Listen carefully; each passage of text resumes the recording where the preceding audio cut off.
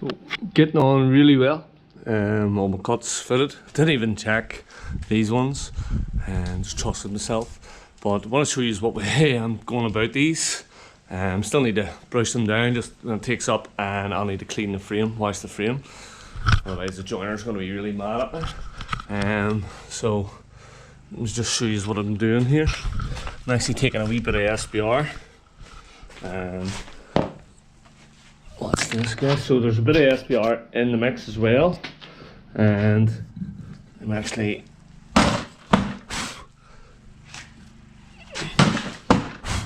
so I've already scored them all up, any bits that are cut, and what I do is just give them a wee taste. Don't even need to get them 100%, you know. And one brush full, hit them.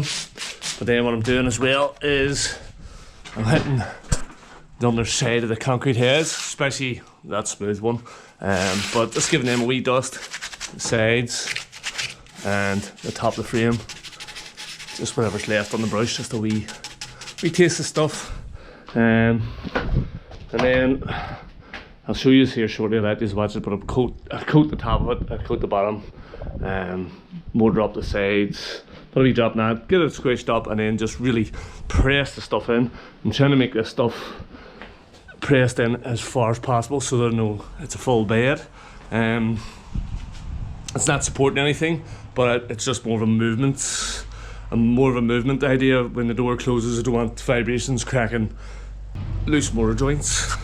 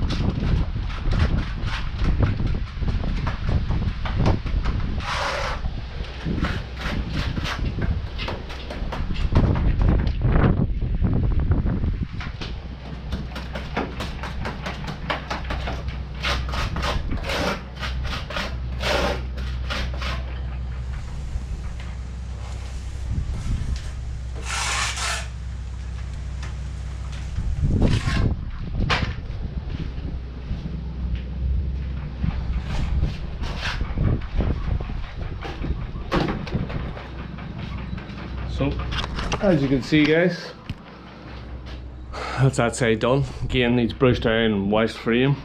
But before I go, I always do the back side as well.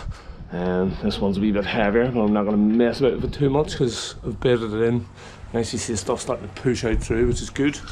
It's exactly what I want. I want to press the stuff in, make sure there's as much mortar in it as possible.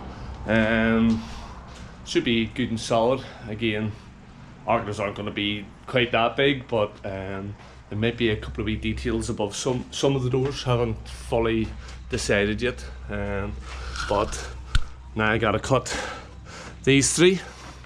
I have that one ready, and I have a piece ready for there, ready to go. A wee bit small, but it'll do. Need two cut for there and 4 in here, and that's another wee job ticked off the box. Again, we were going to do this with wood, build it up with wood, but we voted against it in the end and thought keep the material roughly the same. But my plan will be, I most likely I might put wire mesh on, and then put a scratch coat or a scud coat on, and then put the fiberglass mesh on the heads. So most likely we'll do something like that along all heads, because more so than cracking here, it's notorious for cracking, you know, at a door somewhere there, and same as a window, it's notorious for cracking here, and again here, and same as exterior doors. It's just, I think it's the difference between the concrete block and the breeze block, just slightly, they're the same material but slightly different. One's a bit colder, one's a bit more solid, and so you've got differences going on with keys and temperatures slightly. So that's, and then you also have the vibration of the door, the window, and the building moving. That's just a weak point. So yeah, not a big deal if it does crack. I think I know a plasterer might be able to fill them in and tidy them up again, pre-decoration. Right guys, so that's, I'm probably going to wrap up here. Might build one slip sill out the back. Don't know. Might make a wee bracket up. I'll show you what I'm thinking anyway. But as for all these door frames, they're all built in. That one too. That one too. That one too. And I think I showed you all these ones. These ones have all been washed. So the only thing left to do here is a wee quick wash, and I'll do a wee quick brush up. You get a hard brush because the soft brush isn't moving the wee bits. Not that it's a big job or anything, but just to keep on top of it. But this was the idea here of the slip sill. There's the time capsule in there. But what I was thinking is, so that's my level, the bottom of them two frames.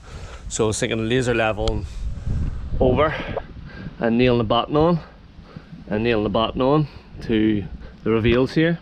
Obviously put the sill in first, and then just prop the sill up or something, prop it up, or maybe even at them two edges.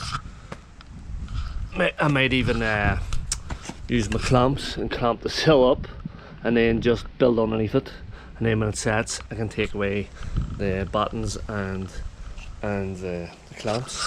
It was just a thought, because the front one was a bit of a nightmare trying to move it up and stop it dropping in the mortar. So I was thinking if I could just sort of have two wee bits of buttons on and clamp it up into them some way, and then just build underneath, and I can point it really good that road. And then if that works, I'll do the exact same with this one as well. And then the gauge one's not a big deal because it's finished floor over there anyway, but I'll probably put a slip sill in all the same, just to finish it off.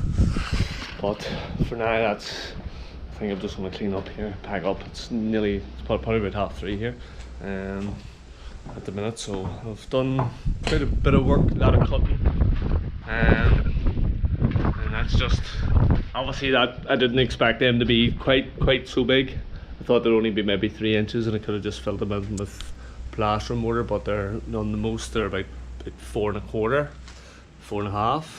I think some are maybe 5, but anyway, not too bad. It's just another thing ticked off the list. And the frames are in, guys. Glad to show you that. Also, the other thing about the frames is he's overkilled it here. 1, 2, 3, 4, 5. 5 fixings in that side. 1, 2, 3, 4, 5. So there's like 5. I think the minimum's 4. 1, 2, 3, 4, 5. So yeah, there's like 5 fixings. I think I only see 1 or 2 with just 4. So they are absolutely solid, which is good. Want to overkill everything, especially when it comes to doors. You don't want to close the door and the whole frame falls off, or the vibration knocks the plaster and everything off. So absolutely solid. They're coming in. The finesse on them frames has been unreal, and the straight they are, the level. And the joiner did reckon that he was maybe losing 5 mil from here all the way into the back rooms.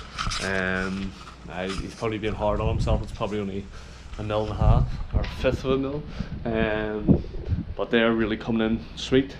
Again, another video, guys, down the lane, way down the lane, insulation and screed, and DPM as well, damp proof membrane plastic. And then so there'll be lots of videos on that to come. I'm not going to be able to do this all in one day, this screeding.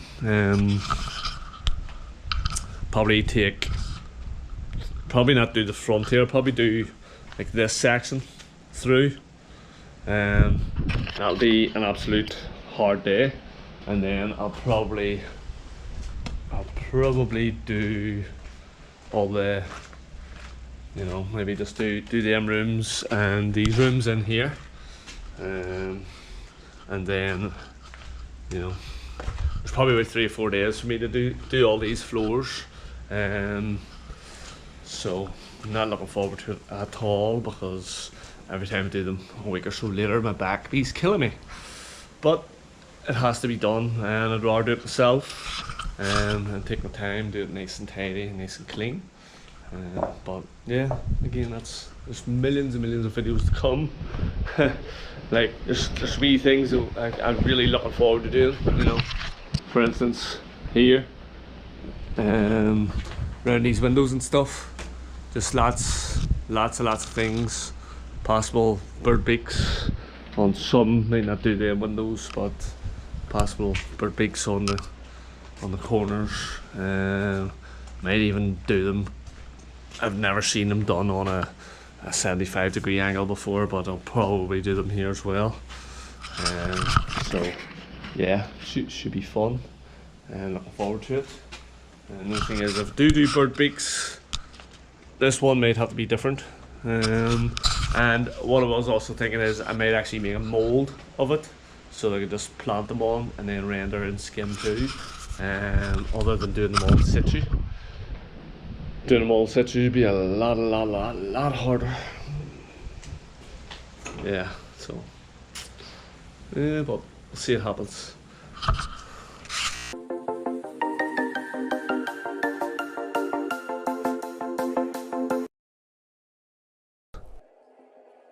What we doing live?